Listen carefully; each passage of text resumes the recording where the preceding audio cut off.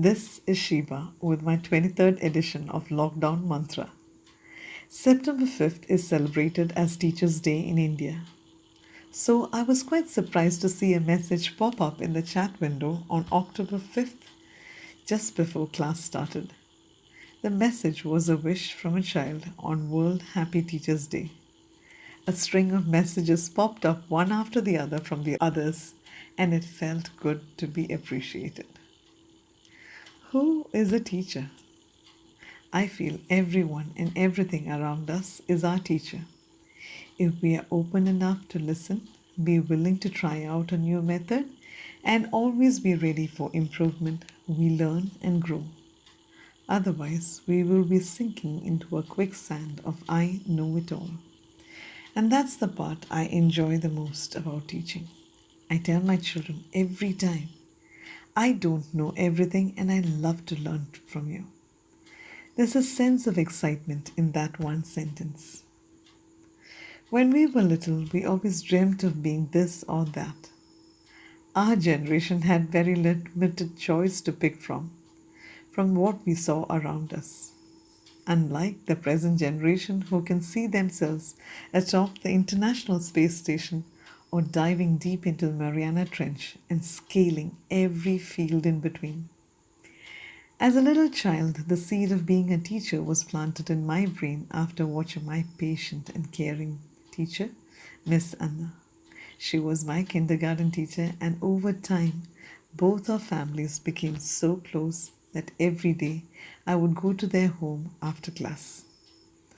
My father could never understand why I wanted to be a teacher and tried to dissuade me in every way possible. But when you know this is your passion, everything will somehow fall into place. I'm sure this holds true for many of my listeners who have followed their passion. I've been a teacher for 24 years, of which only one was in a school in Bangalore. Have I got bored? No.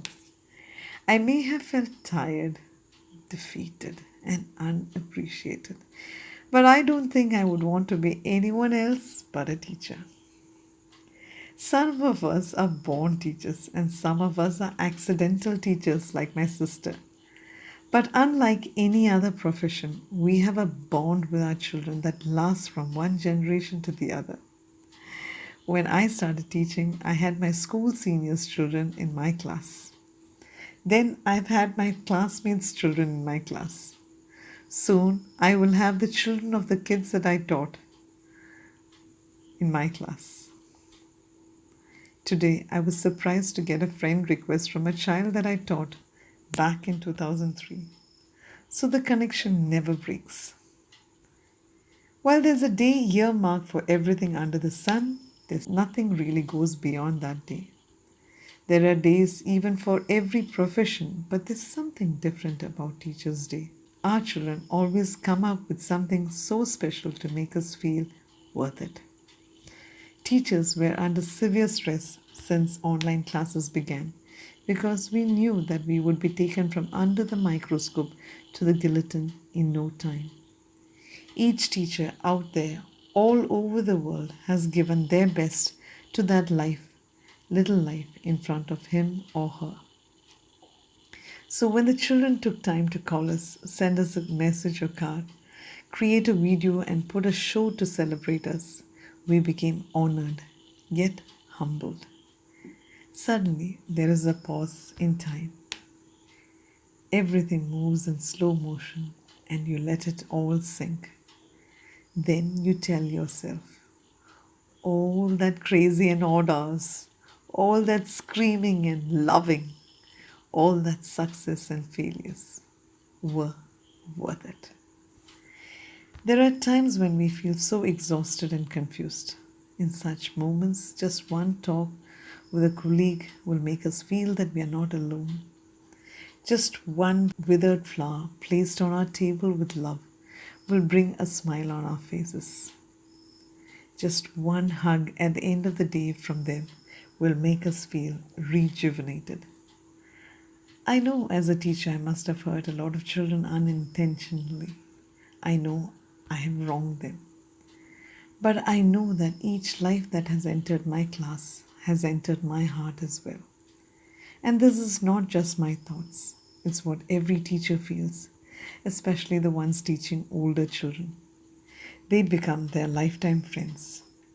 So when a student gives you something to appreciate what you have been for them, you keep it like you've got an honorary degree from their world. Personally, what I find most fulfilling is when you have former students come back to school and take the stage. You sit there watching them speak with confidence as you mentally turn pages of that child when he was in school. You soak in and learn what the child says. The life of a teacher becomes a full circle. When the Shishya becomes the Guru, there can never be a prouder moment. Over the years, the relationship and attitude to the teaching profession has gone haywire. Like in most situations, we tend to think of the good old days when this or that happened. Of course, everything has changed. Value and respect is an extinct word in most professions, not just ours. But I always feel if you're genuine and sincere, no matter what profession you do, you will reach out to the most cold hearted.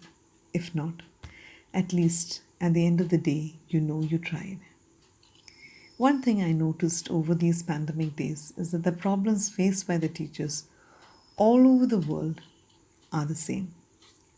Whether it's class or school related, we seem to face the same issues, feel the same pressure and pain, and seem to learn and unlearn from colleagues and peers all over the world. But in spite of it all, we hold on, keep our nerves and exhaustion under control, and put on our smile as our makeup and face each day's class. We worry about a child facing problems with work and even more for a child facing problems at home. We look forward to each day as excited as we were the first day we took our first shaky steps into our classroom. We continue to keep our promise to every generation to be by their side through good times and bad. So, here's a toast to all teachers all over the world. May we be strong enough to face each day and be there for each other and our children to the end of the pandemic and beyond.